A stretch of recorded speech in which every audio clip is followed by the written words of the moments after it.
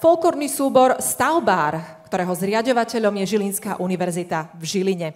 Názov ich súťažného bloku, keď som sa pripravovala na moderovanie, tak som mala ten pocit, že asi sa Pálko Gejdoš, ktorý mi posiela texty, pomýlil, pretože bolo tam napísané, že ešte raz sa pozriem. A hovorím si, dobre, Pálko, veď pozri sa a napíš mi názov toho súťažného bloku. Takže to je teda ten spomínaný názov. Vysokoškolský folklórny súbor Stavbár dlhodobo spracováva pre javisko hudobno-tanečný materiál z obcí a regiónov, odkiaľ prichádzajú študenti a členovia. V prípade nového bloku Stavbáru ide aj o dramaturgickú koncepciu výročného programu Pramene. Vedúci ľudovej hudby Viktor Tešlár je rodákom z Helpy.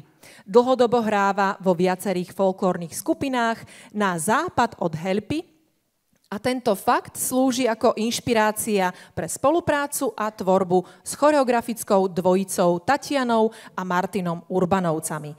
Programový blok je vystavaný na dobrej dispozícii stavbáristov ako spevákov, tanečníkov a vynikajúcich muzikantov. Z panoramatického bloku pripravovaného na výročie ponúka súbor Obrazy z Helpy a jej okolia. Choreografia Táňa a Martin Urbanovci a hudobné spracovanie ľudovú hudbu vedie Viktor Tešlár. Folklórny súbor Stavbár. A ešte raz sa pozriem. Nech sa páči.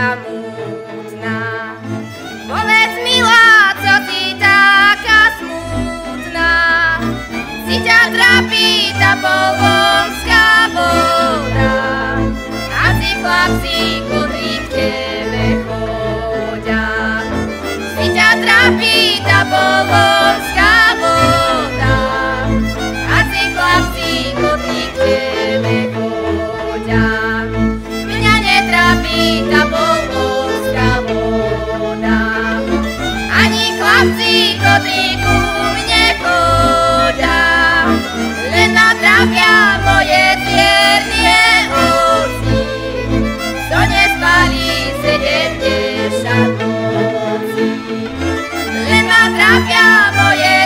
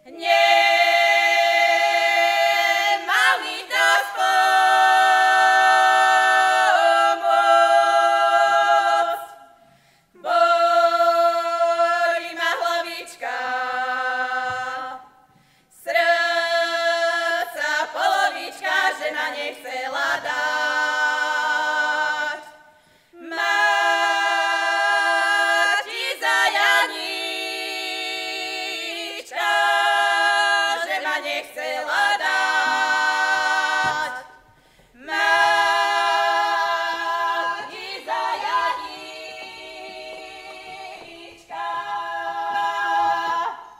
Pozri sem a mne hraj.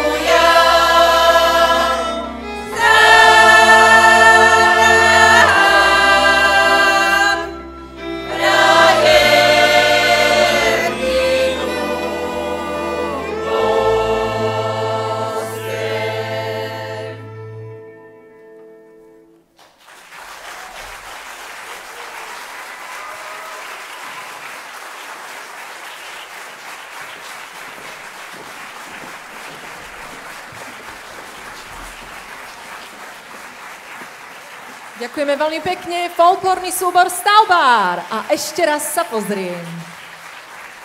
Ďakujeme.